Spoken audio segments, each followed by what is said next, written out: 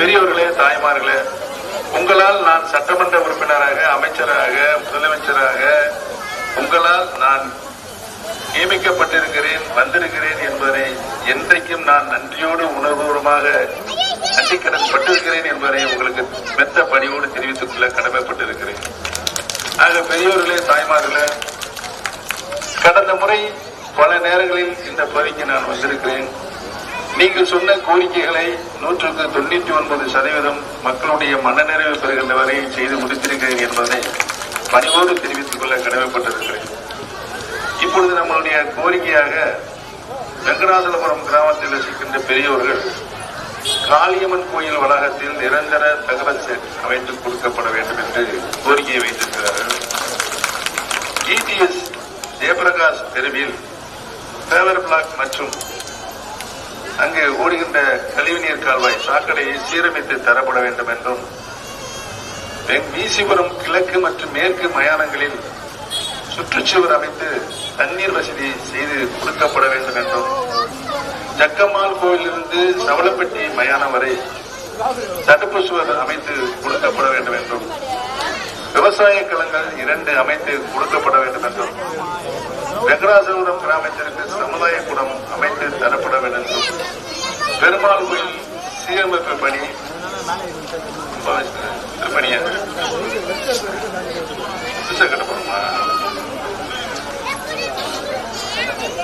பெருமாள் கோயிலுக்கு அதை சீரமைத்து சிறப்பான முறையில் திருப்பணி செய்து கும்பாபிஷேகம் நடத்தப்பட வேண்டும் என்ற கோரிக்கை இங்கே வைக்கப்பட்டிருக்கிறது என்பதை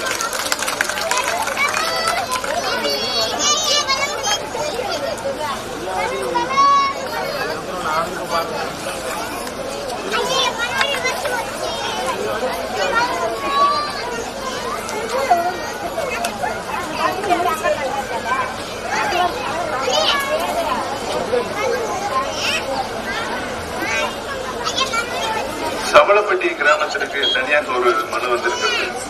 சவளப்பட்டி அறந்ததியர் மற்றும் கவுண்டர் மயானத்திற்கு சாலை அமைத்து கொடுக்கப்பட வேண்டும், சவளப்பட்டிக்கு புதிய ரேஷன் கடை அமைக்க வேண்டும் என்றும், பட்டாளம்மன் கோவில் கட்டி கொடுக்கப்பட வேண்டும் என்றும், சவளப்பட்டி அறந்ததிய மக்களுக்கு புதிதாக கலைஞர் கனவு இல்லம் கட்டி கொடுக்கப்பட வேண்டும் என்றும், சவளப்பட்டியில் சாலை பழுதுறத்தை சரி செய்து புதிதாக கட்டி கொடுக்கப்பட வேண்டும் என்றும்,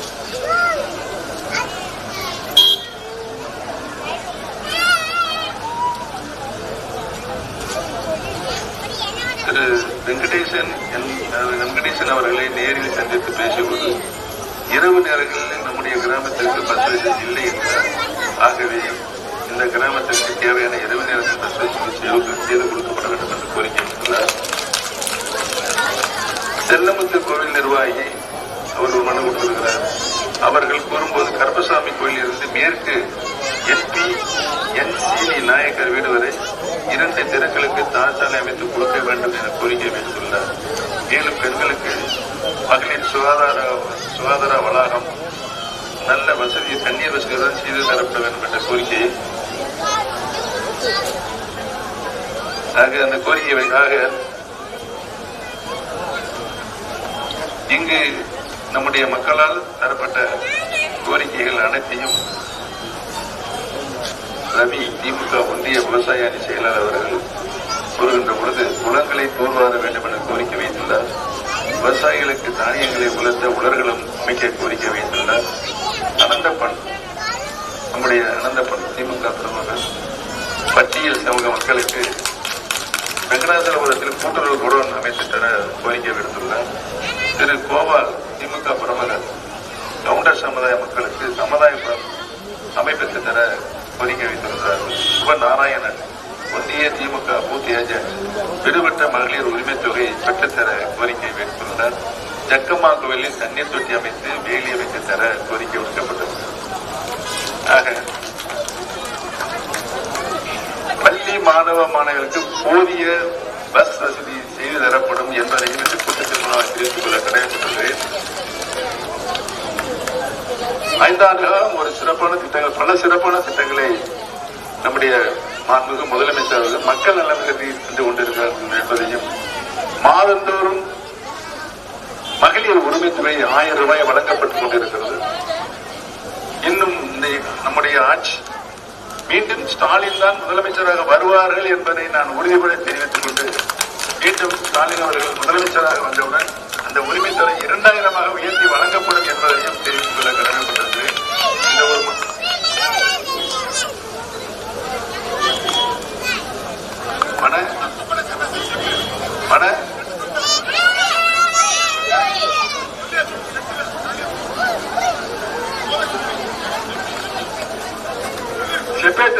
சொல்லி இருக்குமா மன காலிமகள் செட்டு தானே, நானும் மனமடிச்சுதான்.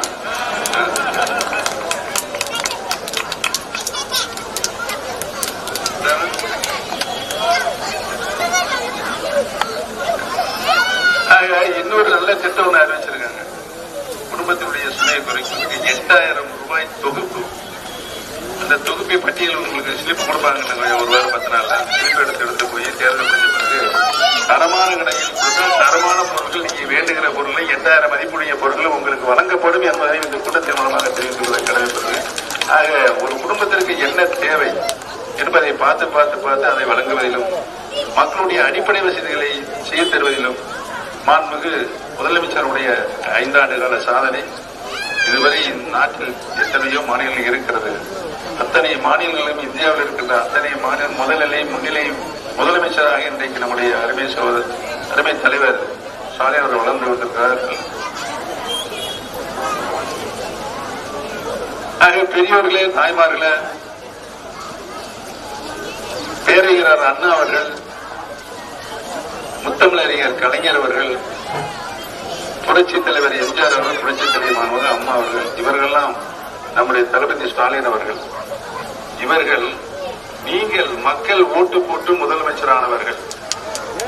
சில பேர் எதேச்சையாக வந்திருக்கிறார்கள்.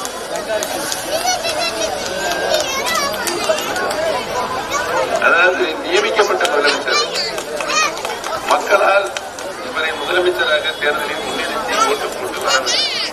அதை சொன்ன மாதிரி காலில் போய் விழுந்து ஓட்டு போய் வாங்கி நான் உள்படவே சொல்றேன். நான் 3 தடவை என் அம்மா 2 தடவை முதலமைச்சர் துறை கொடுத்தாங்க, சின்னம்மா ஒரு தடவை கொடுத்தாங்க. அவர்கள் ஒரு சூழ்நிலை சந்தர்ப்ப சூழ்நிலை இல்லாத நேரத்தில் அவர்கள் முதலமைச்சராக இருக்க முடியாத சூழ்நிலை வந்தபோது தந்தார்கள். சூழ்நிலையை மாறி அவர்கள் முதலமைச்சர் அவர்களை தகுதி பெற்றது நானே அவர்கள் சந்திப்பேன்.